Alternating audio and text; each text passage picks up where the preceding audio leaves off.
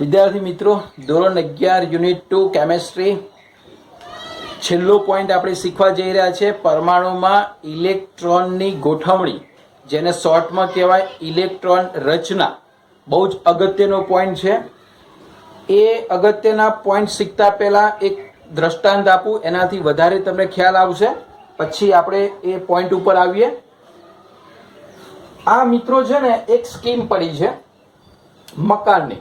હા, અત્યારે તમે જુઓ જેટલા શહેર હશે ને આજુબાજુ નવી નવી સોસાયટીઓ, નવા નવા મકાનની સ્કીમો પડે છે અને એડવર્ટાઇઝ પણ તમે ઘણા બધા જોતા હશો. તો એવું સમજો કે અહીંયા મકાનોની સ્કીમ છે. આ મકાન છે બધા. થોડુંક મકાન જેવો શેપ પડે તમને થોડુંક ક્લિયર થઈ જાય કે મકાન છે. હવે આ જે મકાનો છે ને એના માલિકો અલગ અલગ છે. આ જે મકાન છે એનો જે માલિક છે એને હું નામ આપીશ એસ. અહીંયા જે માલિક છે એ માલિક આમ એક જ કુટુંબના છે, જેને હું પી નામ આપીશ, પરંતુ એમાં ભાગીદારો વધારે છે. એટલે કે અહીંયા એક જ માલિક છે એ પીએક્સ છે એક ભાગીદાર, પીવાય છે અને પીઝેડ છે, રાઈટ. એટલે આ કુટુંબ જે આખું છે પી છે, પણ એમાં 3 પાર્ટનર છે એવું માની લઈએ. અહીંયા જે છે એ એસ માલિક છે, જે પોતે એનો કોઈ ભાઈ કે કોઈ પાર્ટનર નથી. બીજો એક સેશન છે એ ડી છે. ડીના જે છે એમાં પણ આપણે વાત કરીએ પ્રમાણે 5 છે. નામ આપી દઈએ D X Y, D Y Z, D X Z, D X square minus Y square, D Z square. બીજું સમજાય તો મિત્રો કે આ બધા જ 5 મકાનમાં બધી જ ફેસિલિટી કમ્પ્લીટ છે. આ 3 મકાન સરખા છે, એમાં જેટલી ફેસિલિટી છે, જે ભાડું છે બધું સરખું છે, અને એક આ સરખું છે, રાઈટ. હવે નિયમ એવો છે કે જ્યારે પ્લોટ લીધો ત્યારે મકાન જ્યારે ભાડે આપવાના થયા, બરોબર, અથવા તો વેચાણ આપવાના થયા, ત્યારે 3 શરતો નક્કી કરવામાં આવી. આ બધા જે ભેગા થયા એમણે નક્કી કર્યું કે આપણે 3 શરતોને આધીન આ મકાનો આપણે ક્યાં તો ભાડે અથવા વેચાણ આપીશું, રાઈટ. તે એવું માની લઈએ કે ભાડે આપે છે, રાઈટ. હવે ભાડે આપે છે, એડવર્ટાઇઝ કરે છે. એમાં નિયમ એવા કર્યા, હા ધ્યાન રાખજો, નિયમ એવા કર્યા કે ભાઈ ક્રમમાં જ ભાડે આપવું. તમને ખ્યાલ છે રિક્ષા સ્ટેન્ડે તમે જ્યારે ઘણી વખત જતા હોય તો ઘણી વખત એવા નિયમ હોય, રિક્ષાની લાઈન કરેલી હોય. તમે વચ્ચેથી રિક્ષાને ભાડે ના લઈ શકો, છેલ્લીને પણ ના લઈ શકો. તમારે કઈ ભાડે હાયર કરવી પડે? જે ક્રમમાં છે, પહેલી રિક્ષા, પછી એ જાય, પછી બીજી રિક્ષા, પછી ત્રીજી, એવી રીતે. અહીંયા પહેલો નિયમ સાદો કર્યો કે ભાઈ ક્રમમાં જ ભાડે મકાન આપવાના. એટલે કોઈને આ ગમે તો સીધું એને આ નથી આપવાનું, રાઈટ. અને ક્રમ પણ નક્કી કરવામાં આવ્યો કે આપણે એવું માની લઈએ કે આ પ્રથમ ક્રમમાં હતો, આ ક્રમ બીજા નંબરમાં છે અને આ ત્રીજા નંબરના ક્રમમાં છે, એવું આપણે માની લઈએ. ત્યારે આ પ્રથમ ક્રમ, આ બીજો ક્રમ, ત્રીજો ક્રમ. એટલે પહેલું આ બન્યું છે, પછી આ બધા મકાનો બન્યા છે. બીજું પછી એવું નક્કી થયું કે ભાઈ ક્રમમાં ભાડે આપવાના, બરોબર, પણ મકાન સંપૂર્ણ ભરાઈ જાય પછી બીજા માલિકને આપવાનું. હા, એટલે એક માલિકનું મકાન કમ્પ્લીટલી ભરાઈ જાય, અધૂરું હોય તો નહીં, રાઈટ. ત્યાર પછી બીજા માલિકના મકાનને ભાડે આપવાના, ત્યાર પછી ત્રીજા માલિકને. એટલે આ પહેલો નિયમ છે. બીજો નિયમ એવો કયો કે ભાઈ એક મકાન જે છે એમાં કેટલાને ભાડે આપી શકાય? તો નક્કી કર્યું ભાઈ એક મકાન 2 જ જણને ભાડે અપાય. 1 જણને અપાય, વધારે ને વધારે 2 જણને, ત્રીજો અંદર ના જવો જોઈએ. એટલે કે 2 ભાડુઆતને 1 મકાન અપાય. એટલે 1 પણ આપી શકાય અથવા 2 આપી શકાય, ત્રીજો ના જોઈએ. પાછી એમાં શરત કે બંને જે આવે છે એમાં 1 પુરુષ હોવું જોઈએ અને 1 સ્ત્રી હોવી જોઈએ. એનો મતલબ એવો થયો કે 2 પુરુષ આવે 1 મકાનમાં તો નથી ભાડે આપવાનું, 2 સ્ત્રી એક સાથે આવે તો મકાન ભાડે નથી આપવાનું, 1 પુરુષ અને 1 સ્ત્રી તો જ મકાન એને ભાડે આપવાનું. એટલે એક એ નિયમ કર્યો. ત્રીજો નિયમ એવું કર્યો કે ભાઈ એક માલિકના જ્યારે મકાન હોય, એક માલિકના, જેમ કે આ પી ના 3 છે અને ડી ના 5 છે, રાઈટ. તો નિયમ એવો કર્યો કે ભાઈ પહેલા 2 આવે તો બંનેને 1 મકાન નહીં આપી દેવાનું, ભાડું મળે ને બીજું હોય તો. તો એમણે એવું કહ્યું કે પહેલા જ્યારે એક માલિકના મકાન આપવાના હોય ત્યારે દરેકને એક એક આપવું, એટલે કે એક જણે એક એક મકાન આપી દેવું. પછી બીજો જ્યારે આવે ને ત્યારે બીજાને એની અંદર પછી સમાવેશ કરવો. આ ત્રીજો નિયમ પડ્યો. ક્લિયર નિયમો? આપણે ઉદાહરણ સાથે સમજીએ. ચલો, એક ભાઈ આવે છે. હા, હવે એ પણ સમજી દો કે પુરુષ આવે ને ત્યારે આપણે નિશાની ઊભા તીરની કરીશું અને સ્ત્રી આવે ત્યારે નિશાની નીચે કરીશું તીરમાં, બરોબર? આ ઉપરનું તીર અને નીચેનું તીર, એટલે આપણને ખ્યાલ આવે, રાઈટ? ચલો, એક પુરુષ આવે છે. ક્યાં આપશો મકાન ભાડે? ક્યાં આપશો? ક્રમ અનુસાર જ છે. પહેલો નિયમ છે ક્રમમાં જ આપવાનું. એટલે એને આ પહેલું મકાન છે એને પહેલું ભાડે અપાય, રાઈટ? હવે બીજો આવે છે, પણ જો બીજો પુરુષ આવે છે તો શક્ય નથી, તો આ મકાન એને ભાડે નહીં અપાય, રાઈટ? એટલે જો બીજો પુરુષ આવે તો એક જ મકાનની અંદર આવી રીતે બે પુરુષો એક સાથે ના રહી શકે, એવી રીતે બે સ્ત્રીઓ ના રહી શકે. ચલો, ઓકે. તો બીજો ભાડુઆ સ્ત્રી આવે છે, તો સ્ત્રીને આમાંથી કોઈ પણ મકાન ગમશે, એને મળશે કયું? આ જ. કારણ કે નિયમ એવો છે કે ક્રમમાં જ ભાડે રાખવાના છે. જ્યાં સુધી આ માલિકના બધા મકાન પૂરા ના થાય ત્યાં સુધી આગળ નથી જવાનું. એટલે અહીંયા બીજા નંબરનો જે ભાડુઆત આવ્યો એને અહીંયા શિફ્ટ કરવામાં આવશે. હવે ત્રીજો આવે છે, ત્રીજો પુરુષ છે. હવે એ આવે છે તો અહીંયા જશે તો અહીંયા ભાડે નહીં મળે, કારણ કે નિયમ એવો છે કે એક મકાનમાં બે જ જોઈએ, ત્રીજો ના જોઈએ. એટલે આ મકાન પૂર્ણ ભરાઈ ગયું. એટલે હવે વારો આવશે આ મકાનનો. હવે આ મકાનનો આવે એટલે આમાંથી કોઈ પણ એક મકાનની અંદર પુરુષ છે, એટલે એને અહીંયા સ્થાન મળશે PX ની અંદર. હવે બીજો પુરુષ આવ્યો, રાઈટ? તો બીજો પુરુષ આવે તો અહીંયા તમને ખબર છે કે બે એક સાથે ના હોય, તો એને અહીં નિયમ એવો છે, આની વાત કરે કે ભાઈ એક માલિકના મકાનમાં જ્યારે આવતા હોય, એક માલિકના 3 મકાન છે, તો એમાં બીજો જ્યારે આવે ત્યારે અહીંયા નથી મૂકવાનો, બરોબર? ભલે પુરુષ કે સ્ત્રી આવે પણ એને બીજું મકાન આપવાનું, ભાડું મળે, એક જ માલિકના છે એટલે, રાઈટ? તો આમાં આ પાછો ત્રીજો નિયમ લાગુ પડ્યો કે ભાઈ એક જ માલિકના મકાનમાં પ્રથમ દરેકમાં એક મૂકી દેવાનું, પછી ડબલ કરવાના. એટલે હવે બીજો પુરુષ આવશે તો એને બીજું મકાન આપવામાં આવશે. ત્રીજો પુરુષ આવે તો એને અહીં નહીં જવા દેવાય, એને અહીં પણ નહીં જવા દેવાય. આ તો સંપૂર્ણ ભરાઈ ગયું એટલે અહીંયા પણ નહીં જાય, એટલે એને ત્રીજું મકાન આપવાનું. ચલો, 3 કમ્પ્લીટ, રાઈટ? હવે ચોથી ફરજિયાત સ્ત્રી, એટલે કે ઊંધા તીર વાળું માણસ જોઈશું, તો એ સ્ત્રી આવશે. તો એને આમાંથી ક્યાંય નહીં ફળવાય. આ પણ પૂર્ણ ભરેલું છે તો આમાંથી ફળવાશે તો વારાફરતી એક એક ભરાઈ ગયા પછી હવે એને અહીંયા સ્થાન મળશે. ફરી આગળ કોઈ સ્ત્રી આવશે, ફરી એને અહીંયા સ્થાન મળશે. ફરી આગળ કોઈ સ્ત્રી આવશે તો એને અહીંયા મળશે, રાઈટ? ચલો, આ કમ્પ્લીટલી પીના ભરાઈ ગયા. એસ જે માલિક છે એમાં વધારે કેટલા ઇલેક્ટ્રોનની આપણે વાત કરીએ છીએ ભાડુઆત, પછી આપણે ઇલેક્ટ્રોન રચના ઉપર જઈએ છીએ તો કેટલા માણસો? 2. પી નું જે માલિક છે એમાં કેટલા માણસો? 2 2 4 ને 2 6. ચલો, એ પણ ભરી ગયા, રાઈટ? એટલે 6 ને 2 8 માણસો સમાઈ ગયા. હવે 9મો માણસ આવે છે, ક્યાં જશે? તો આ તો ભરાઈ ગયા છે. આના પ્રમાણે ક્રમમાં જ ભાડે આપવાનું. મકાન પૂર્ણ ભરાય પછી બીજા માલિકનું, આ મકાન પૂર્ણ ભરી ગયું પછી બીજા માલિકનું. અહીંયા એ પણ જોયું કે એક મકાનમાં માત્ર 2 2 હશે અને એમાં એક પુરુષ હશે અને એક સ્ત્રી હશે, એટલે એ પણ કમ્પ્લીટ ભરાઈ ગયા. હવે આવ્યો આગળ 9મા નંબરનો આવ્યો તો એ પુરુષ આવ્યો તો એને અહીંયા સ્થાન મળશે. ચલો, 10મા નંબરમાં આવ્યો પુરુષ, તો જ્યાં સુધી આ એક જ માલિકના બધામાં દરેકમાં એક નહીં આવે ને ત્યાં સુધી બીજો એડ નહીં થાય, એટલે એને અહીંયા મોકલ્યો. પછી હજુ આગળ એક આવ્યો, એને અહીંયા મોકલ્યો. હજુ એક આવ્યો, એને અહીંયા મોકલ્યો. હજુ એક અહીંયા આવ્યો, અહીંયા મોકલ્યો. પછી સ્ત્રી આવી તો સ્ત્રીને આ મકાન પૂર્ણ કરાવી દીધું. પછી સ્ત્રી આવી, આ મકાન પૂર્ણ. પછી સ્ત્રી, આ મકાન પૂર્ણ. ફરી સ્ત્રી, આ મકાન પૂર્ણ. ફરી સ્ત્રી, આ મકાન પૂર્ણ. હવે કોઈ આવે છે તો આના પછીના જે મકાનો હશે, તો આ રીતે માણસને મકાન ભાડે આપવામાં આવે છે. એટલું ક્લિયર થયું? આ 3 નિયમો ખ્યાલ આવ્યા ભાઈ? એ ખાસ વિદ્યાર્થી મિત્રો, પહેલો નિયમ કયો છે? ક્રમમાં એક માલિકના કમ્પ્લીટ ભરાય પછી બીજા માલિકના, એના કમ્પ્લીટ ભરાય પછી ત્રીજા માલિકના. અહીં અડધા હોય તો અહીંયા મકાન ભાડે મળે નહીં, બરાબર? બીજો નિયમ, એક મકાનમાં વધારે 2 જણનો સમાવેશ થાય. એક પુરુષ હોવો જોઈએ, એક સ્ત્રી હોવો જોઈએ. 2 પુરુષ પણ ના ચાલે, 2 સ્ત્રી પણ ના ચાલે. ત્રીજો નિયમ કે ભાઈ એક જ માલિકના મકાનો હોય તો દરેકમાં પહેલા એક ફરજિયાત ફાળવવાનો, ત્યારબાદ બીજો ફાળવવાનો. આ 3 નિયમો છે. આ સેમ નિયમો પરમાણુની ઇલેક્ટ્રોન રચનામાં વપરાય છે.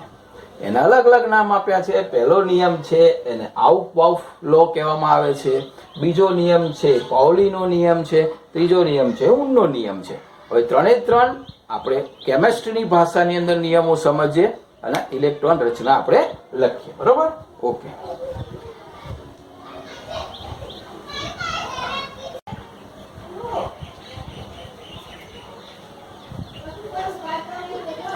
જો વિદ્યાર્થી મિત્રો, પરમાણુમાં ઇલેક્ટ્રોનની રચના એના 3 નિયમો આપણે શીખવાના છે. પહેલો નિયમ આઉફ-બાઉફનો સિદ્ધાંત. હવે તમે અત્યાર સુધી એવું જોયા કે શ્રોડિંજર સમીકરણ તો શ્રોડિંજરે શોધ્યો, ધ બ્રોગલીનો સિદ્ધાંત તો ધ બ્રોગલીએ શોધ્યો, રુથરફોર્ડનો નમૂનો તો રુથરફોર્ડે શોધ્યો. એટલે પહેલા જ જોઈને મગજમાં એવું થાય કે સાહેબ આઉફ-બાઉફનો સિદ્ધાંત આઉફ-બાઉફ નામના વૈજ્ઞાનિકે શોધ્યો. તો ઉભા રહેજો, આઉફ-બાઉફ વૈજ્ઞાનિકનું નામ નથી, આ જર્મન શબ્દ છે. અને જર્મનની ભાષામાં આઉફ-બાઉફ એટલે ગોઠવવું અથવા તો રચના, આવો થાય છે. એટલે વેમમાં ના રહેતા આઉફ-બાઉફ નામનો કોઈક વૈજ્ઞાનિક હશે, રાઈટ? તો આઉફ-બાઉફ જર્મન શબ્દ છે ની રચના, એનો મતલબ થાય રચના અથવા તો ગોઠવવું. તો એનો સિદ્ધાંત એટલે કે એ ગોઠવણીનો સિદ્ધાંત, એવી રીતે એનું નામ આપેલું છે. તો સિદ્ધાંતમાં જે સિદ્ધાંત છે એના શબ્દો પહેલા સમજીએ કે ભાઈ પરમાણુમાં રહેલા ઇલેક્ટ્રોન સૌ પ્રથમ ન્યૂનતમ ઉર્જાવાળી કક્ષકમાં દાખલ થાય અને તે પૂર્ણ ભરાઈ જાય પછી ક્રમશઃ ઊંચી ઉર્જાવાળી કક્ષકમાં ભરાય છે. બહુ સિમ્પલ નિયમ છે. આપણે હમણાં શીખ્યા ને કે ભાઈ ઘર પહેલા માલિકનું છે, પહેલા ભરાઈ જાય, એના પછી જે બીજો માલિક છે એનું ભરાય. તો અહીંયા એવું જ છે કે ભાઈ કક્ષકો જે છે એ કક્ષકોમાં પહેલા ક્યાં દાખલ થાય? જે સૌથી પહેલી છે ન્યૂનતમ ઉર્જાવાળી, જેને કહીએ આપણે કેન્દ્રની નજીક જે છે, જે સૌથી ઓછી ઉર્જા ધરાવે છે, પહેલા એમાં દાખલ થાય. એ ભરાઈ જાય પછી ક્રમશઃ એના પછી કોનો વારો આવે? એ ઉર્જાવાળી કક્ષકમાં એ દાખલ થાય, રાઈટ? અને એ એનો પહેલો નિયમ છે. અત્યારે આપણે બધા નિયમોમાં ઉપર છેલ્લી સમજ મેળવી લઈએ, પછી એના ઉદાહરણથી આપણે વિસ્તૃત સમજીશું. હવે પ્રશ્ન એવો થાય તમને કે સાહેબ કેવી રીતે ખબર પડે કે ભાઈ ક્રમશઃ આના કરતા આની ઉર્જા વધાર, આના કરતા આની ઉર્જા વધાર? તો આપણે ક્લાસ લેક્ચરમાં આપણે શીખ્યા હતા n+l નો નિયમ, યાદ છે? ક્વોન્ટમાંક નંબર n+l ઉપરથી આપણે કોઈ પણ કક્ષાના ઉર્જાનો તફાવત કેટલો છે, એટલે કોની ઉર્જા વધારે છે કોની ઓછી છે એ જાણી શક્યા હતા. પણ એના કરતા બહુ સિમ્પલ, કારણ કે વધારે પડતા જ્યારે પરમાણુમાં ઇલેક્ટ્રોન હશે, જ્યારે ઇલેક્ટ્રોન રચના હશે, તો દરેક વખત n+l ક્યાં કરવું? તો એના માટે બહુ સિમ્પલ નિયમ છે, અહીંયા જોઈ લઈએ આપણે કેવી રીતે યાદ રાખીશું કે કઈ કક્ષકની ઉર્જા કોના કરતા કેટલી છે, ક્રમશઃ કેમ છે, એ આપણે પહેલા ચેક કરી લઈએ. જો તમને આ રીતે તો લખતા આવડશે 1s, એની નીચે લખીશું 2s, એની નીચે લખીશું 3s, એની નીચે લખીશું 4s, એની નીચે લખીશું 5s, એની નીચે લખીશું 6s, એની નીચે લખીશું 7s. આવી રીતે આપણે લખતા આવડે કમ્પ્લીટ?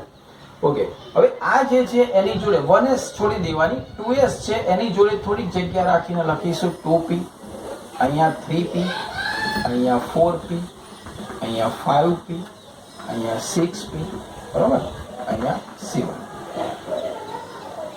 થોડીક જગ્યા રાખીને 3 માં લખીશું અહીંયા 3d, અહીંયા 4d, અહીંયા 5d, અહીંયા 6. અને પછી અહીંયા એક છોડીને અહીંયા લખીશું 4f અને 5f. હવે આવડે લખતા? બહુ સિમ્પલ છે. જો 1 2 3 4 5 6 એકડે તો આવડે છે. 2 3 4 5 6 7, 3 4 5 6 4 5, એક વધારવાનું. પહેલી બધી s કક્ષક, બીજી બધી p કક્ષક, ત્રીજી બધી d કક્ષક, ચોથી f. આવી રીતે તમારે ક્રમ યાદ રાખવાનો છે. આટલું તમારે પહેલા પ્રેક્ટિસ કરી દેવાની છે લખવાની, રાઈટ?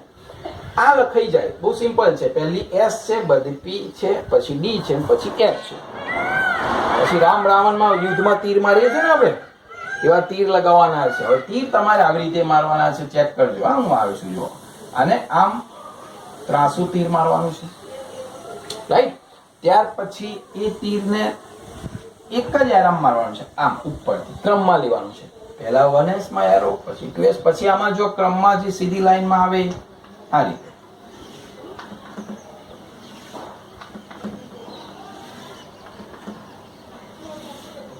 અને છેલ્લે બધાના તીર આવી જાય. આટલાથી લગાવવાના છે.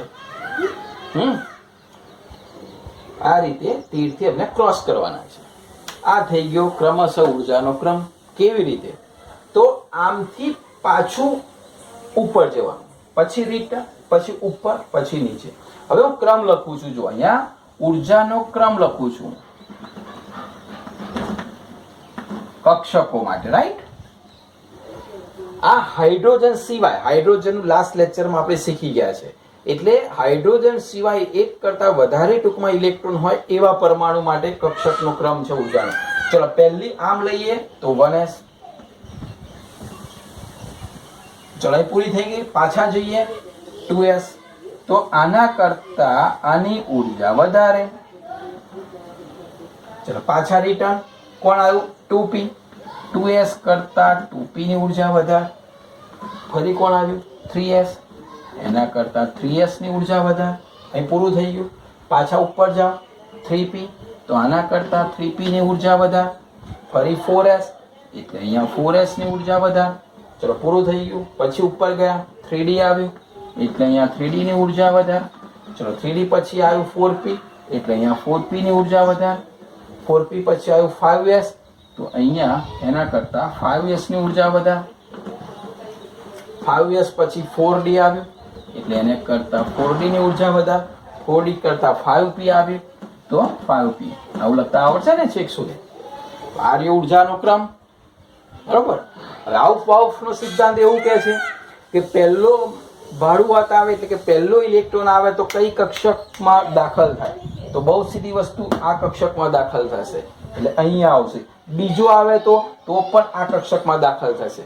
બીજું તમને ખબર હશે કે એક કક્ષકમાં વધારે કેટલા ઇલેક્ટ્રોન માસે? 2. પેલા ભાડુઆત 2 હતા ને, તો એ ઇલેક્ટ્રોન 2, એટલે દરેક ની અંદર 2 ઇલેક્ટ્રોન કરે તો અહીંયા 2 ઇલેક્ટ્રોન પૂરા થાય, પછી ત્રીજો અહીંયા દાખલ થાય, પછી અહીંયા બીજા 2 આવે, એટલે 2 ને 2 4, પછી અહીંયા દાખલ થાય. p માં કુલ 6 ઇલેક્ટ્રોન થાય, કારણ કે px, py અને pz દરેકમાં એક એક ને પછી ડ્યુઅલ થાય. એટલે અહીંયા 2 ઇલેક્ટ્રોન, 2 ઇલેક્ટ્રોન, 6 ઇલેક્ટ્રોન, પછી 2 ઇલેક્ટ્રોન, પછી 6 ઇલેક્ટ્રોન, પછી 2 ઇલેક્ટ્રોન, પછી 10 ઇલેક્ટ્રોન, પછી 6 ઇલેક્ટ્રોન, પછી 2 ઇલેક્ટ્રોન, પછી 10 ઇલેક્ટ્રોન અને પછી 6.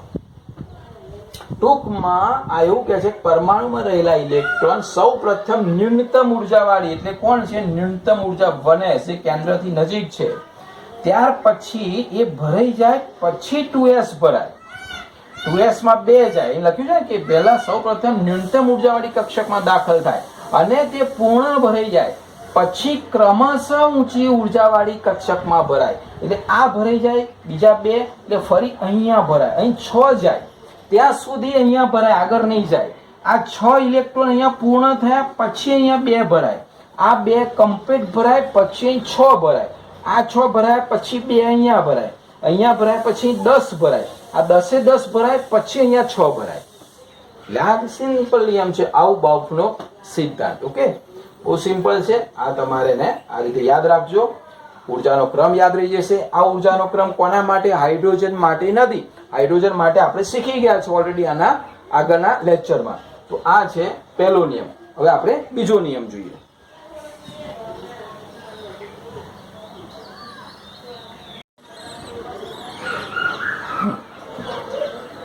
ઇલેક્ટ્રોન રચનામાં બીજો નિયમ, પૌલીનો નિષેધ નિયમ.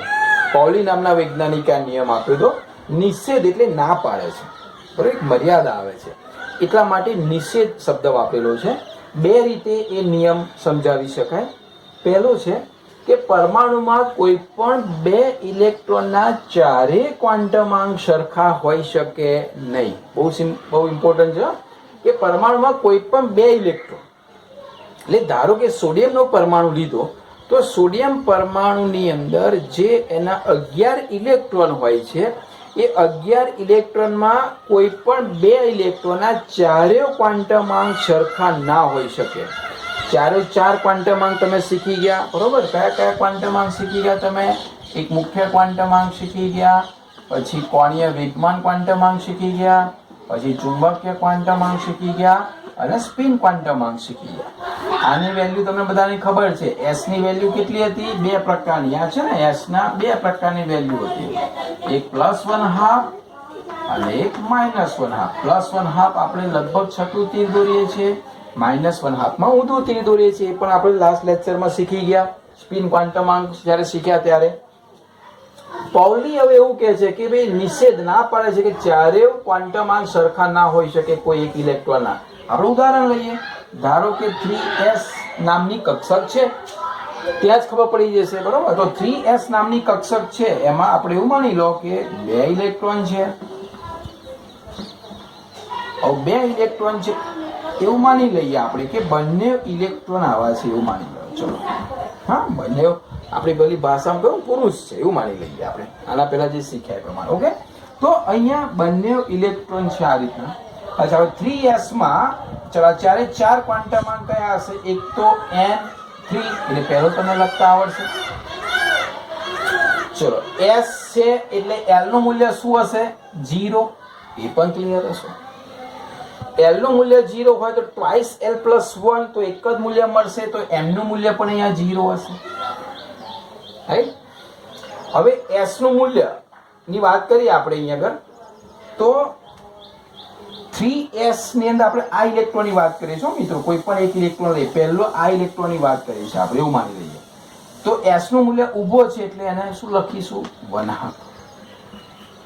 આ 4 મૂલ્ય એક ઇલેક્ટ્રોનના થયા. આ ચારે 4 ક્વોન્ટમાં એક ઇલેક્ટ્રોન, આ ઇલેક્ટ્રોનના. ઓકે, ચલો હવે આ ઇલેક્ટ્રોન લઈએ આના. તો આ ઇલેક્ટ્રોનમાં 3s માં જ છે, રાઈટ? 3s માં છે, n બરાબર 3. ઓકે, l બરાબર 0 એ પણ બરોબર છે, m બરાબર 0 એ પણ બરોબર, ને s ઉપર છઠ્ઠું તીર છે એટલે 1/2. તો આ તો ચારે 4 ક્વોન્ટમાંક બંનેના સરખા થયા. તો આ તો ના પાડે છે. પાઉલી કહે છે કે ચારે ક્વોન્ટમાંક સરખા હોઈ શકે નહીં. તો હવે આ ઇલેક્ટ્રોન ને આપણે આવી રીતે લઈએ, તો 3s ઉપરથી આ 3 તો સરખા જ આવશે, પણ આ ઇલેક્ટ્રોન નો s જે છે ને એ s કેવો આવશે? -1/2 આવશે. જો કક્ષક એક જ છે, કક્ષક એક હશે ને એટલે આ 3 સરખા આવશે. કોઈ પણ કક્ષક એક જ હોય ત્યારે દરેક એમાં જે 2 ઇલેક્ટ્રોન છે એમાં 3 ક્વોન્ટમાંક તો સરખા આવવાના જ છે, કારણ કે કક્ષક એક છે. પણ ચોથો ક્વોન્ટમાંક તો જુદો જ હશે. કેમ? કારણ કે એક ઇલેક્ટ્રોન +1/2 વેલ્યુ ધરાવતો હશે તો બીજો ઇલેક્ટ્રોન -1/2 ધરાવતો હશે.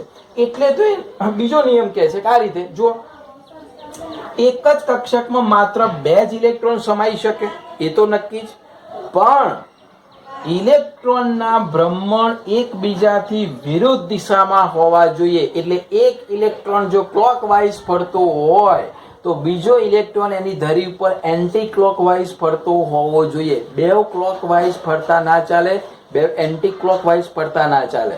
એટલે ચોથો ક્વોન્ટમાંક તો બેશક જુદો આવવાનો જ છે. એટલે એક જ પરમાણુમાં 2 ઇલેક્ટ્રોનના ચારે ક્વોન્ટમાંક કોઈ હિસાબે સરખા હોઈ શકે નહીં. 3 હોઈ શકે. કેમ? કારણ કે એક જ કક્ષકમાં 2 ઇલેક્ટ્રોન હોય તેના 3 ક્વોન્ટમાંક તો સરખા હોવાના, કારણ કે કક્ષક એક છે, પણ ભ્રમણ જુદું જુદું હશે. એક ક્લોકવાઇઝ, એક એન્ટી ક્લોકવાઇઝ. એટલે આ 2 જુદા પડશે ને પડશે, રાઈટ? એટલે આ બીજો નિયમ એવું કહે છે કે એક જ કક્ષકમાં માત્ર 2 જ ઇલેક્ટ્રોન સમાઈ શકે, એટલે વધારે વધારે 2, અને બંનેની ભ્રમણની દિશા એકબીજાની કેવી હોય? વિરુદ્ધ દિશામાં હોવું જોઈએ. તો આ નિયમ કયો છે? પાઉલીનો નિષેધ નિયમ. એ ના પાડે છે કે બંને એક સરખી સ્પિન વાળા હોઈ શકે નહીં, એકબીજાની વિરુદ્ધ સ્પિન વાળા હોઈ શકે. એટલે આ બંને એક જ નિયમ છે જે પાઉલીના નિષેધ નિયમ તરીકે ઓળખાય છે.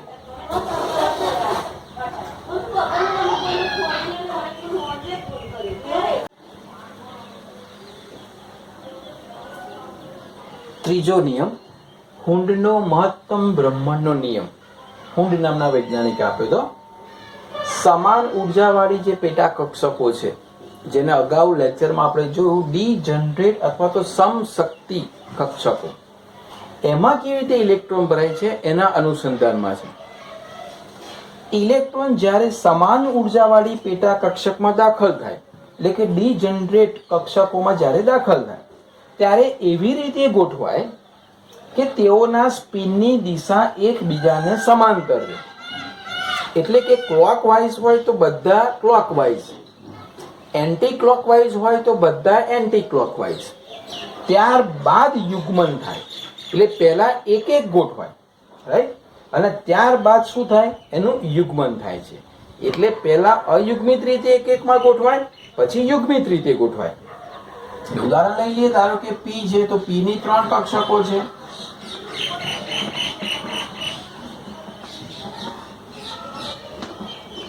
px, py, pz. હવે જ્યારે આ પી કક્ષકમાં ઇલેક્ટ્રોનને દાખલ કરવાનો થાય ત્યારે હુનનો નિયમ એવું કહે છે કે ભાઈ પહેલા બે ના દાખલ થઈ જાય. પહેલા એક પેટા કક્ષકમાં એક દાખલ થાય, હવે બીજો આવી રીતે ના દાખલ થાય. એવું નહીં કે બીજો અહીંયા દાખલ થાય તો સ્પિનની દિશા બદલાઈ ગઈ. જો અહીંયા તો શું કહે છે, તેઓના સ્પિનની દિશા એકબીજાને સમાંતર રહે. એટલે કે બીજો ઇલેક્ટ્રોન પણ જો ક્લોકવાઇઝ હોય તો એ ક્લોકવાઇઝ જ દાખલ થાય, અને ત્રીજો પણ ક્લોકવાઇઝ દાખલ થાય. એ ત્રણેયમાં એક એક પહેલા દાખલ થાય, એકબીજાને સમાંતર રહ્યા સ્પિન, અને ત્યારબાદ હવે ચોથો ઇલેક્ટ્રોન આવે તો એ વિરુદ્ધ દિશાની અંદર, એ પાઉલી આપણને કહ્યું છે, એટલે આવી રીતે દાખલ થાય, રાઈટ.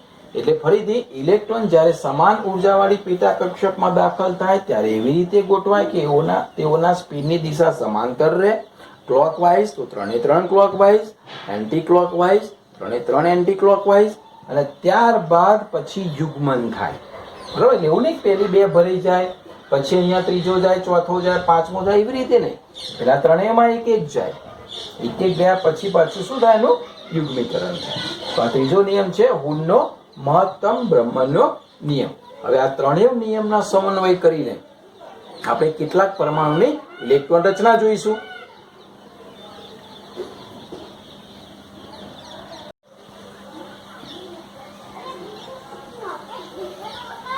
ચલો આપણે હવે જનરલી ઇલેક્ટ્રોન રચના કેવી રીતે થાય છે એ સમજીએ, અને પછી વારા પરથી પ્રોપર પરમાણુ ક્રમાંક ઝેડ લઈને ઇલેક્ટ્રોન રચના લખીએ. પણ એક જનરલી એક વ્યૂ તમને આવી જાય, મગજમાં થોડીક ફિટ થઈ જાય કે ભાઈ કેવી રીતે ઇલેક્ટ્રોન ભરાતા હશે, રાઈટ. ચલો, પહેલી કક્ષા છે n બરાબર 1 કક્ષા છે, આ બીજા નંબરની કક્ષા છે n બરાબર 2 કક્ષા છે, આ ત્રીજા નંબરની કક્ષા છે n બરાબર 3 કક્ષા છે, આ ચોથા નંબરની કક્ષા છે જેને આપણે n બરાબર 4 કહીએ છીએ. આ k, l, m અને n એવું પણ આપણે કહીએ છીએ, રાઈટ. હવે ઇલેક્ટ્રોનમાં પેલા કક્ષકો લખીએ કે પહેલું જે છે ને એ પહેલાની અંદર માત્ર એક કક્ષક હોય છે. હું આપણે રાઉન્ડ રીતે લખીશ, રાઈટ. એને આપણે નામ આપીશું 1s, એ પણ ખબર છે. ચલો, બીજું જે છે બીજા નંબરમાં એમાં જે કક્ષકો છે એમાં ચલો કેટલી કક્ષકો હશે તમને ખબર છે. આ 1 નો વર્ગ એટલે 1 કક્ષક, અહીંયા 2 નો વર્ગ એટલે 4 કક્ષક હશે, એટલે 1, 2, 3, 4, એટલે અહીંયા આવી 4 કક્ષકો હશે. નામ પણ ખબર છે 1s, તો 2s, આનું નામ 2px, આનું નામ 2py, આનું નામ 2pz. ચલો, n બરાબર 3, 3 નો વર્ગ 9, એટલે અહીંયા કેટલી હશે, 9 હશે. 1, 2, 3, 4, 5, 6, 7, 8, 9, રાઈટ. આ કઈ હશે 3s, આ કઈ હશે 3px, આ 3py, આ 3pz, અને આ જે કક્ષકો હશે એ કઈ હશે d, એટલે આપણે આને પણ 3d, 3d, 3d, 3d અને 3d. નામ તો લખતો નથી અત્યારે. 3dxy, yz, zx, x² - y² અને z², રાઈટ. તો આ 9 હશે. ચલો, અહીંયા n બરાબર 4 એટલે કુલ કેટલી કક્ષકો હશે, 16 હશે. એટલે 1, 2, 2 3 4 5 6 7 8 9 10 11 12 13 14 15 ને 16 એવું નથી લખતો આજે, બરાબર? તો આ કઈ હશે? 4s હશે. આ કઈ હશે? 4p હશે 3 ને 3. આ કઈ હશે? 4d હશે. અને જો નથી લખતો એ કઈ હશે? 4f. 4f ની કુલ કેટલી હશે? 7 હશે, બરાબર? d ની કેટલી હોય છે? 5 હોય છે. p ની કેટલી હોય છે? 3 હોય છે. s ની કેટલી હોય છે? 1. રાઈટ? એ પણ તમને ક્લિયર હોવું જોઈએ કે પહેલામાં એક કક્ષક, બીજાની અંદર 4, ત્રીજામાં 9, ચોથામાં 16, પાંચમામાં 25. હવે ઇલેક્ટ્રોન કેટલા? હવે તમને ખબર છે આપણે સૂત્ર મૂક્યું હતું 2n². દરેક કક્ષકમાં ઇલેક્ટ્રોન કેટલા હતા? 2n². n² શું બતાડ્યું? કક્ષક બતાડ્યું. અને એક કક્ષકમાં 2 જ ઇલેક્ટ્રોન મળે, એટલા 2 વડે ગુણ્યા. પૌલે એવું કહ્યું ને કે ભાઈ એકમાં વધારે 2 જ ઇલેક્ટ્રોન મળે, એટલે આપણે 2 લખ્યા આગળ, એટલે એને 2 વડે ગુણો એટલા ઇલેક્ટ્રોન હોય. એટલે કે પહેલી કક્ષામાં 2 ઇલેક્ટ્રોન તો 2, એને 2 વડે ગુણો તો. બીજી કક્ષામાં 2 દુ 4, તો 4 દુ 8 ઇલેક્ટ્રોન હોય. ત્રીજામાં કેટલા? 9 છે, તો 9 દુ 18 હોય. અહીંયા 16 છે, 16 દુ 32 ઇલેક્ટ્રોન હોય. એ તમારે ખાસ ધ્યાન રાખવાનું. ચલો, બહુ ઇમ્પોર્ટન્ટ વસ્તુ. હવે એક ઇલેક્ટ્રોન આવ્યો, અથવા જેનો z બરાબર 1 છે, એવો એક ઇલેક્ટ્રોન છે. ભલે કક્ષકો આ બધી છે એની પાસે, પણ એક ઇલેક્ટ્રોન છે. તો એક ઇલેક્ટ્રોન ક્યાં દાખલ થાય? અહીંયા, અહીંયા, અહીંયા, અહીંયા, અહીંયા, અહીંયા. ક્યાં? તો આઉટ-વાઉટનો નિયમ શું કહે છે કે પહેલો ઇલેક્ટ્રોન જે છે દાખલ ક્યાં થાય? ન્યૂનતમ ઓછામાં ઓછી ઉર્જા ધરાવતી કક્ષકમાં દાખલ થાય. તો આ બધામાં ઓછામાં ઓછી ઉર્જા ધરાવતી કક્ષક ક્યાં છે? તો એ તમને પેલો ગ્રાફ આપણે જોયો તો 1s 2s 3s વાળો, રાઈટ? તો એના પ્રમાણે દાખલ થાય. એ ગ્રાફ પણ દોરી દઈએ એટલે તમને બહુ ક્લિયર થઈ જાવ, બરાબર? 1s 2s 3s 4s 5s, પછી અહીંયા 2p 3p, અહીંયા 4p, અહીંયા 5p, પછી અહીંયા 3d, અહીંયા 4d, અહીંયા 5d. રાઈટ? આપણે આટલું અત્યારે લઈએ એટલે એમાં આવી જશે. એટલે જો 1s, પછી 2s, પછી 2p 3s, 3p 4s, આ રીતે દાખલ થાય. તો પહેલામાં પહેલી 1s કક્ષકમાં દાખલ થાય.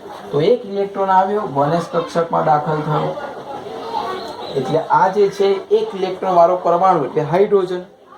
ચલો, પછી હિલિયમ આવશે. હિલિયમમાં 2 ઇલેક્ટ્રોન હશે. તો હિલિયમનો Z2 છે, 2 ઇલેક્ટ્રોન છે. તો બીજો ઇલેક્ટ્રોન ક્યાં દાખલ થાય? તો હજુ પણ 1s માં દાખલ થશે, કારણ કે આઉટ એવું કહેશે જ્યાં સુધી એ પૂર્ણ ના ભરાય ત્યાં સુધી આગળની કક્ષકમાં જશે નહીં. એટલે બીજો ઇલેક્ટ્રોન પણ અહીંયા જશે, પણ એની સ્પિનની દિશા વિરુદ્ધ હશે. એવું આપણને કોણે કહ્યું? પૌલીએ કહ્યું. 2 ઇલેક્ટ્રોન ભરાઈ ગયા. હવે પૌલી એવું કહે છે કે વધારે ને વધારે એક કક્ષકમાં 2 જ ઇલેક્ટ્રોન મળે, રાઈટ? એટલે કે પૂર્ણ ભરાઈ ગઈ, બંનેની સ્પિનની દિશા એકબીજાની વિરુદ્ધ થઈ ગઈ. હવે ફરી પાછો આઉટ-બાઉટનો નિયમ એવું કહે છે કે ભાઈ એક પૂર્ણ ભરાય પછી એનાથી ક્રમશઃ ચડતા ક્રમ, એટલે કે 2s કક્ષકમાં ભરાય. એટલે હવે ધારો કે લિથિયમ છે, એમાં 3 ઇલેક્ટ્રોન છે, તો એનો એક ઇલેક્ટ્રોન અહીંયા 2s માં ભરાય, કારણ કે એના પછી 2s છે. હવે લિથિયમ પછી આગળ જ્યારે આવશે બેરિલિયમ, તો એમાં Z4 છે, એટલે ચોથો, પણ ચોથાની સ્પિનની દિશા કેવી હશે? વિરુદ્ધ હશે. ચલો, Z બરાબર 4 સુધી 4 ઇલેક્ટ્રોન ભરાઈ ગયા. હવે 5મો ઇલેક્ટ્રોન એડ થયો, બોરોન છે, જેનો Z5 છે. હવે એ ઇલેક્ટ્રોન ક્યાં જશે? તો કે છે 2s ભરાઈ ગયા, પછી કોનો વારો આવ્યો? 2p નો આવ્યો. એટલે 2p માં 5મો ઇલેક્ટ્રોન અહીંયા ભરાશે, બોરોનમાં. હવે કાર્બન, જેનો Z6 છે, તો એ ઇલેક્ટ્રોન આવ્યો, એ ક્યાં ભરાશે? તો હવે એ અહીં નહીં ભરાય, કારણ કે હવે હુન્ડનો નિયમ એવું કહે છે કે જ્યારે એક સમશક્તિ કક્ષકો આવે છે, એટલે કે એક જ માલિકની 3 કક્ષકો આવી, 2px 2py 2pz, તો ત્રણેયમાં સ્પિનની દિશા સરખી હોય એવો એક ઇલેક્ટ્રોન ભરાય. એટલે હવે જ્યારે કાર્બનનો 6થો ઇલેક્ટ્રોન આવશે ત્યારે અહીંયા ભલે અર્ધપૂર્ણ અર્ધિક છે, એ જશે 2py માં, અને એની સ્પિનની દિશા બેવની સરખી હશે. એવું નહીં કે આ 6 સ્પિન હોય તો ઊંધી સ્પિન હોય, બંનેની સરખી હશે. કાર્બન પછી નાઇટ્રોજન આવશે, તો નાઇટ્રોજનમાં હવે 7 ઇલેક્ટ્રોન હશે, તો 2 ને 2 4, 5 ને 6, તો 7મો ઇલેક્ટ્રોન હજુ એક 2pz માં આવશે. હવે ઓક્સિજન આવશે 8, એમાં 8 ઇલેક્ટ્રોન છે, તો 1 2 3 4 5 6 અને 7. હવે 8મો, તો હુનનો નિયમ એવું કહે છે કે પેલા ડિજનરેટ કક્ષકોમાં એક એક ભરાય પછી યુગ્મીકરણ થાય, એટલે ફરી પાછું 2px માં પાછો એક ઇલેક્ટ્રોન આવશે. આ 8. 9મો ઇલેક્ટ્રોન ફરી અહીંયા વિરુદ્ધ સ્પિનમાં, 10મો ઇલેક્ટ્રોન અહીંયા વિરુદ્ધ સ્પિનમાં. અને નિયોનની રચના પૂરી થઈ ગઈ. બરોબર. આ નીચે આટલી કક્ષક હિલિયમની હતી, આ નિયોનની 10 ઇલેક્ટ્રોન પૂરા થઈ ગયા. 1 2 3 4 5 6 7 8 9 10. હવે સોડિયમની રચના આવશે. સોડિયમમાં 11 ઇલેક્ટ્રોન છે, એનો Z11 છે. તો 10 પૂરા થઈ ગયા, તો 11મો એટલે કે 1s પૂરી થઈ ગઈ, 2s પૂરી થઈ ગઈ, 2p. હવે કોનો વારો આવ્યો? 3s. એટલે 3s માં 1 ઇલેક્ટ્રોન એડ થશે, 11મો.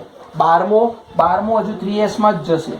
13મો એક અહીંયા, 14મો અહીંયા, 15મો અહીંયા, પછી 16 યુગ્મીકરણ, 17મો યુગ્મીકરણ, 18મો યુગ્મીકરણ.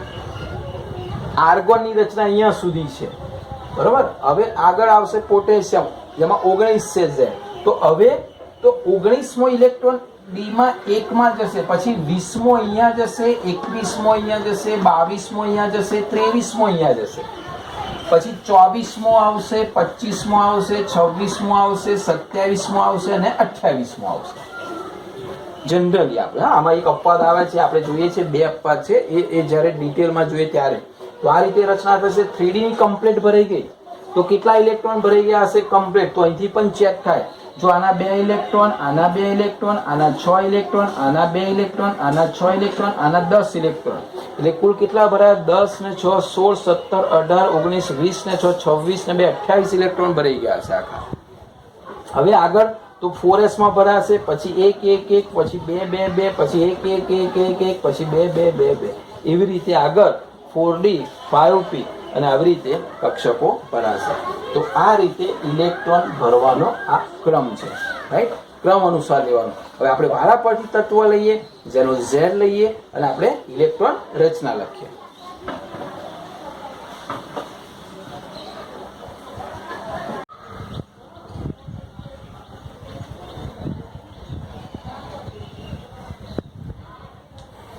જો રાવ બાઉફનો રૂલ્સ યાદ રાખવો પડશે ને આપણે.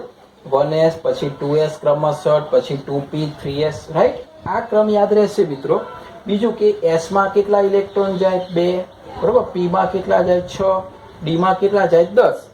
આ 2 વસ્તુ યાદ રાખશો એટલે તમને ઇલેક્ટ્રોન રચના બહુ સરળતાથી તમે લખી શકશો, રાઈટ? ચલો, આ મેં જો તત્વો લખેલા છે: hydrogen, helium, lithium, beryllium, boron, carbon, nitrogen, oxygen, fluorine અને નિયોન, જે ઓલરેડી તમે આ ચેપ્ટરમાં ક્યાંક શીખી ગયા છો.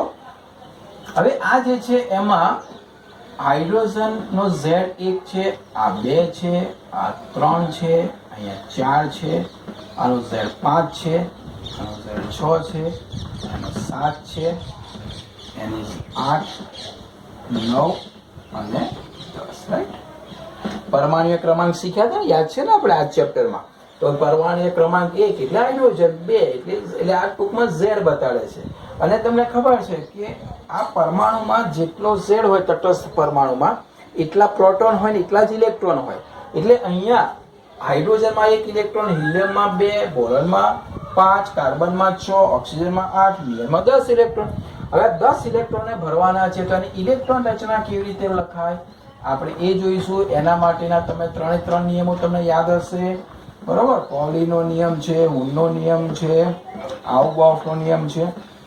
હવે કેવી રીતે લખીશું આપણે એ ચેક કરીએ.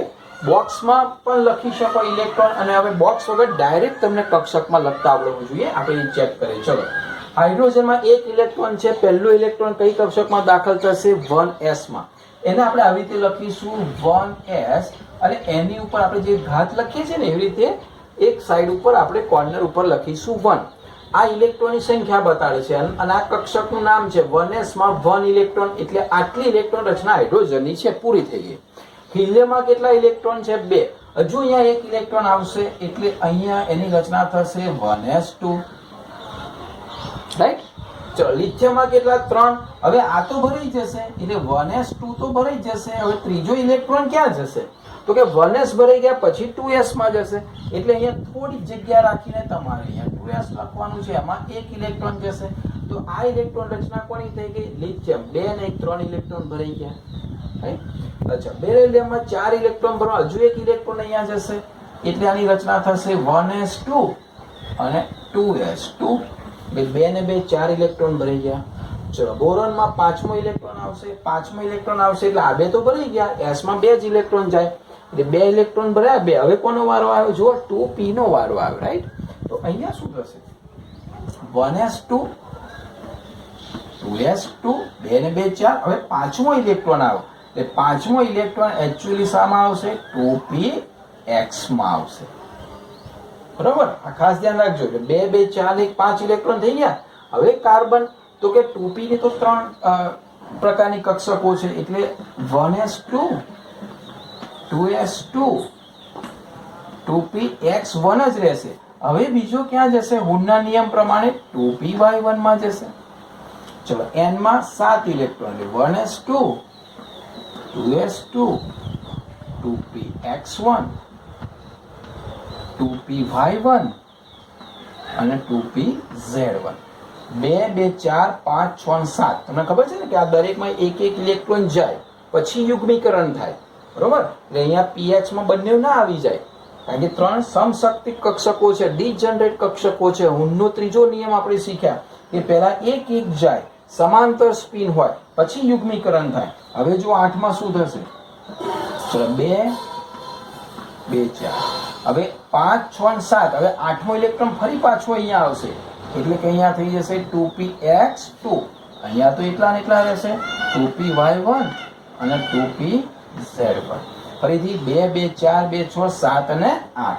ચલો 9મો ઇલેક્ટ્રોન. હવે આનું યુગ્મીકરણ થશે એટલે કે 1s2 2s2 2px2 2py2 અને 2pz1. ફરીથી 2 ને 2 4 ને 2 6 ને 2 8 ને 9 ઇલેક્ટ્રોન. ચલો એનીમાં 10 electron 1s2 2s2 2px2 2py2 અને 2pz2.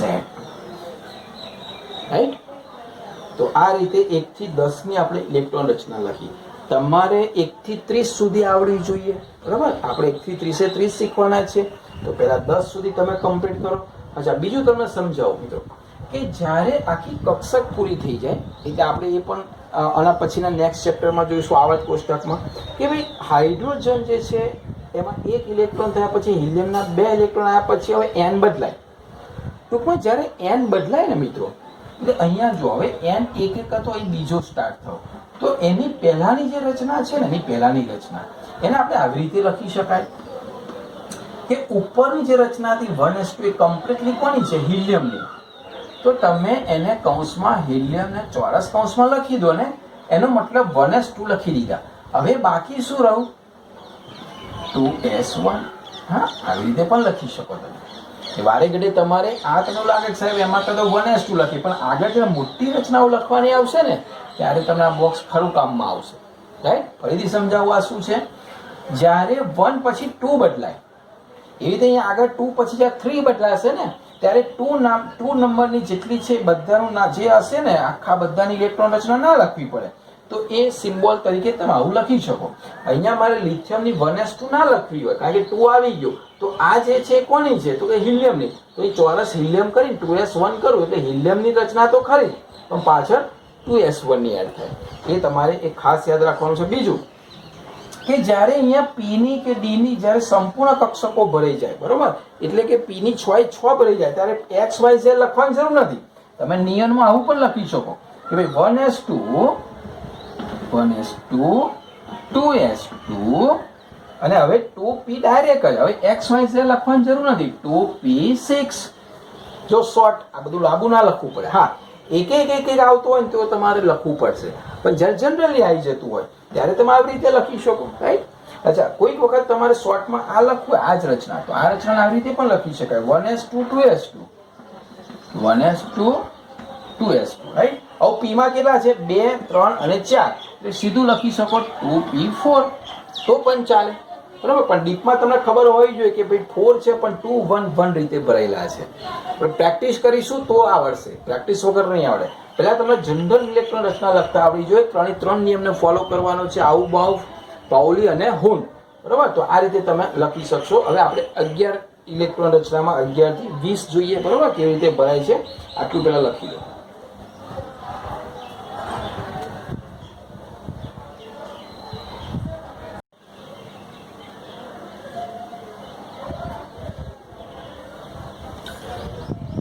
1 થી 10 ઇલેક્ટ્રોન રચના જોઈએ. હવે આપણે 11 થી 20 જોઈએ કે કેવી રીતે એની ઇલેક્ટ્રોન રચના થાય છે. બરાબર. જો હવે આ વારંવાર મિત્રો આ ના લખવું હોય આખું, એક વખત પેલા સોડિયમની બધી લખી દઈએ. ધારો કે તમારે ડાયરેક્ટ આ નથી ખબર સોડિયમથી લખવી છે, તો અહીંથી તમે શરૂ કરો. જો પહેલા 1s આવશે, તમે લખશો 1s2, 2 ઇલેક્ટ્રોન થઈ ગયા. પછી આવશે 2s2, 2 ને 2 4 થયા.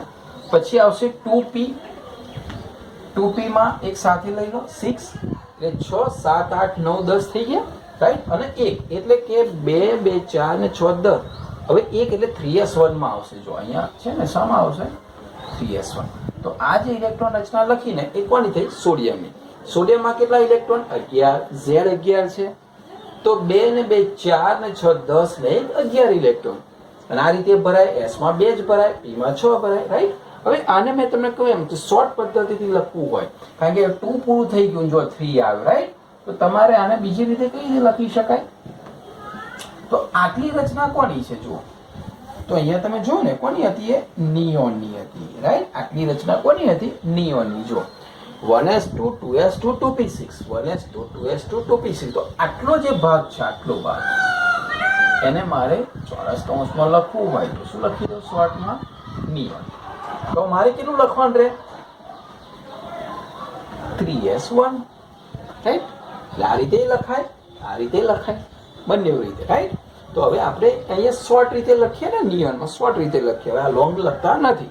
તો અહીંયા બહુ સીધી વસ્તુ છે કે મેગ્નેશિયમ છે એટલે નિયોનની ઇલેક્ટ્રોન રચના તો છે જ. એટલે 10 નિયોન એટલે કેટલા? 10. કુલ 12 ઇલેક્ટ્રોન છે. હજુ અહીંયા એક જશે, જો 3s, એટલે અહીંયા આગળ આવશે 3s2. એટલે 10 ને 2 12 ઇલેક્ટ્રોન. તમારે છે ને બે રીતે પ્રેક્ટિસ કરજો મિત્રો. mg ની આવી રીતે લોંગ પણ લખજો, બરોબર. પહેલા લોંગ લખજો, પછી એક જગ્યા છોડ દેજો, પછી આ શોર્ટ લખજો. એટલે બંને રીતે તમે માહિતગાર થઈ જાઓ. ઓકે. ચલો હવે એલ્યુમિનિયમ ની લખીએ 13, એટલે નિયોન ની તો ખરી જ 3s2.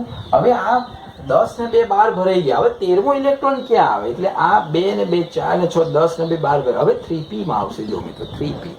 તો તમારે અહીંયા 3p એટલે હું ડાયરેક્ટ લખું તો 3p1 આવશે. તમે ડિટેલમાં લખવું હોય તો 3px1 પણ લખી શકો, રાઈટ. ચલો પછી મારે આગળનો એક ઇલેક્ટ્રોન બરોબર છે નિયોન, તો 3s2. તો હું અહીંયા લખીશ 3p2, કારણ કે p માં 6 સુધી જશે. ચલો ફરી લખીશું નિયોન, ફરી 3s2, તો કે 3p3. ફરી નિયોન લખીશું તો 10 અને 2 12, 16 છે, એટલે કે હજુ અહીંયા 4. ફરી નિયોન 3s2 3p5. ચલો ફરી નિયોન 3s2 અને 3p6. જો 18 ઇલેક્ટ્રોન થયા. આ 10 ને 2 12, 12 ને 6 18 ઇલેક્ટ્રોન. ચલો એટલે એનો મતલબ p ભરાઈ ગઈ. હવે કોનો વારો આવ્યો? 4s નો વારો આવ્યો. તો અહીંયા હું નિયોન લખીશ, પછી 3s2 લખીશ, 3p6 લખીશ. અહીંયા શું આવ્યું? 4s1. જો 19 ઇલેક્ટ્રોન ફરી ગણી નાખીએ. આના 10, એની જગ્યાએ આ પણ લખવાનું છે. તમારે લોંગ લખવાનું છે, એટલે તમે આવું લખશો 1s2 2s2 2p6 3s2 3p6 4s1. પછી બીજી લાઈનમાં શોર્ટ લખશો, એટલે પેલી આખી આ 3 લખવા નહીં પડે. તો જો 10 ને 2 12, 12 ને 6 18 અને 1 19. ફરી આપણે તમને શીખ્યા હતા કે નંબર બદલાયો. જો અહીંયા નંબર 2 નો 3 થયો, કેવું શોર્ટ લખ્યું? એવી રીતે 3 નો 4 થયો. તો આટલી રચના કોની છે? એના ઉપરની જો સેમ આટલી રચના. તો આની જગ્યાએ શું લખાય? આર્ગોન. તો આનો આવી રીતે લખી શકો આર્ગોન, અને અહીંયા લખું 4s1. ક્લિયર? તો અહીંયા આર્ગોન એટલે 18 ને 1 19. ચલો કેલ્શિયમ નું માર કેવી રીતે લખાશે? આર્ગોન અને 4s2. એટલે આર્ગોન એટલે કેટલા? 18. 18 ને 2 20. કેલ્શિયમ 20 સુધી ઇલેક્ટ્રોન રચના તમે લખી. હવે Z બરાબર 21 થી શરૂ કરીને Z બરાબર 30 સુધી લઈએ આપણે, બરોબર. અને એમાં થોડાક અપવાદ છે, આપણે ચેક કરીએ કે કેમ અપવાદ છે, શું છે. પણ 1 થી 20 માં કોઈ અપવાદ નથી. આ 1 થી 20 ની ઝેડ સાથે દરેકના નામ સાથે નામ તમે સમજાવી દો. આપણે આમ ઓલરેડી ચલાયા છે, ફરી યાદ કરાવી દઉં. Sodium, magnesium, aluminium, silicon, phosphorus, sulphur, chlorine, argon, potassium અને કેલ્શિયમ. 1 થી 30 ના નામ વિદ્યાર્થી મિત્રો તમને આવડવા જોઈએ. નામ, સંજ્ઞા અને ઝેડ 2 વખત, 5 વખત, 10 વખત લખીને કમ્પ્લીટલી તૈયાર કરજો. વારંવાર આની જરૂર પડશે. અને ઇલેક્ટ્રોન રચનામાં એટલી પ્રેક્ટિસ કરો તો ડાયરેક્ટ તમારે પોટેશિયમની લખવી હોય તરત ખબર પડે 19 એટલે આર્ગોન અને 4s1. બરાબર, વારંવાર લખશો એટલે તમને ખ્યાલ આવશે. અને આવી રીતે સ્ટેપ બાય સ્ટેપ તમે લખશો એટલે 1 થી 30 ઇલેક્ટ્રોન રચના આવડશે. હવે આપણે જોઈએ Z 21 થી 30 સુધી.